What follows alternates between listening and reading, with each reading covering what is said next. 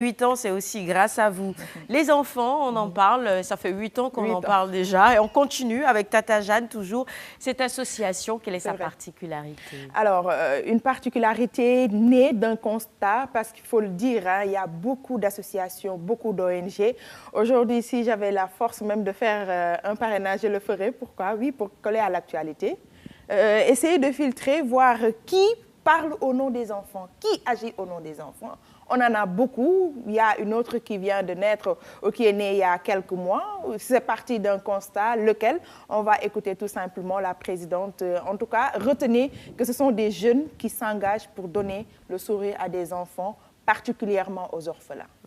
Au cœur du social a été créé sur la base d'un constat qui est qu'il y a pas mal d'associations, mais malheureusement, elles ne sortent pas de Dakar. Donc, nous, notre défi, c'est d'aller dans les régions et d'aider les plus démunis, en particulier les orphelinats. Parce que nous savons qu'en général, nous parlons que des enfants de la rue, mais il y a aussi les orphelinats qui sont au Sénégal et nous voulons les faire connaître. Nous allons dans les orphelinats, nous y amenons des dons en nature et nous faisons aussi des visites médicales et également nous jouons avec eux.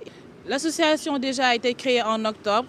Donc en janvier 2018, nous étions à Hambourg, à la pouponnière Vivre Ensemble.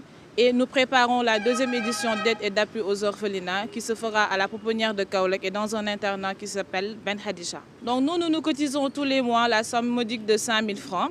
Mais ce n'est pas suffisant parce que nous savons tous qu'entretenir des enfants nécessite des coûts énormes. Donc nous allons à la Corniche Ouest ou à la Pointe des Almadies tous les samedis soirs et nous lavons des voitures, nous présentons notre association aux propriétaires et maintenant c'est à eux de voir la somme qu'ils veulent donner pour nous aider à réussir les activités que l'on mène. Voilà. Et on espère évidemment que cette association va réussir toutes ces activités pour permettre aux enfants d'être dans de meilleures conditions. Tout à fait. Collecter des fonds. Moi, je salue quand même cette initiative d'aller sur la corniche et de laver tout simplement les voitures. Maintenant, tout dépendra. S'ils ont un petit cœur, alors on va donner 1 000 francs. S'ils ont un gros cœur, n'est-ce pas, coach? Ils vont donner combien? 10 000, 100 000 francs? Je crois que 10 000 ou un peu plus. Coach, on n'entend pas ce que dit le coach. Alors, ce qu'on aura pour le moment, c'est peut-être les fonds qui sont collectés pour le moment et ils ont donné à des orphelinats. Aujourd'hui, celui de Hambourg qu'on a eu l'occasion de visiter. Oui, et d'ailleurs, par rapport à l'anniversaire, la fête de l'anniversaire de Kinkeliba, où nous avons offert des dons à des enfants. Et il y a d'autres bonnes volontés également qu'ils font. Et donner également du courage, encourager tout simplement cette association et d'autres également qu'ils font dans l'ombre. Il y en a qui vont, soit de façon personnelle, individuelle, d'autres, c'est en famille.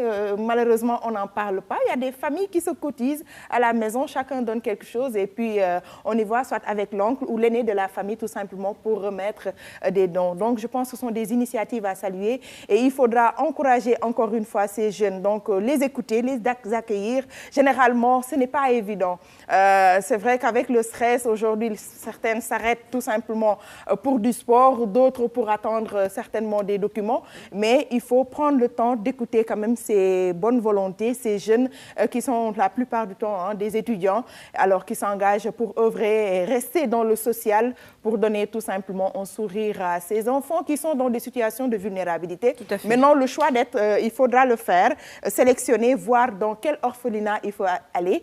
Et c'est en fonction de la priorité et des besoins de la structure. Donc, je pense qu'elles sont en train, en tout cas la présidente, qu'elle est en train de faire ce travail avec toute son équipe. Et on souhaite bon vent à l'association qui s'appelle Au cœur du social. Au cœur du social. Moi, ce que j'aime en fait, c'est que ces jeunes ne se disent pas on va aller sur la corniche et on va faire juste une collecte. C'est-à-dire on prend un pot, on demande aux gens donnez 500, donnez 1000 francs, donnez ce que vous avez pour aider l'orphelinat. Non, on lave des voitures, c'est-à-dire on fait quelque chose, il y a un travail derrière et en contrepartie, ce qu'on reçoit, on va reverser ça à l'association. Et j'aime beaucoup cet aspect, en tout cas cette initiative de cette association. Je ne sais pas ce que vous en pensez, Alioune Badara. C'est une très bonne chose parce qu'au moins cette association-là ne se contente pas, peut-être, je pense, ne fait même pas des levées de fonds. C'est ça.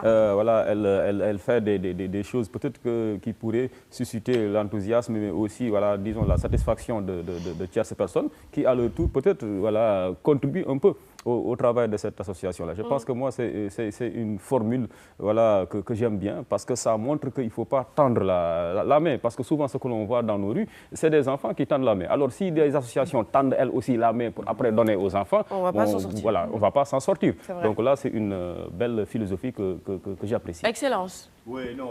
Clairement, ici au Sénégal, la solidarité est quelque chose qui est très forte, qu'on apprécie beaucoup.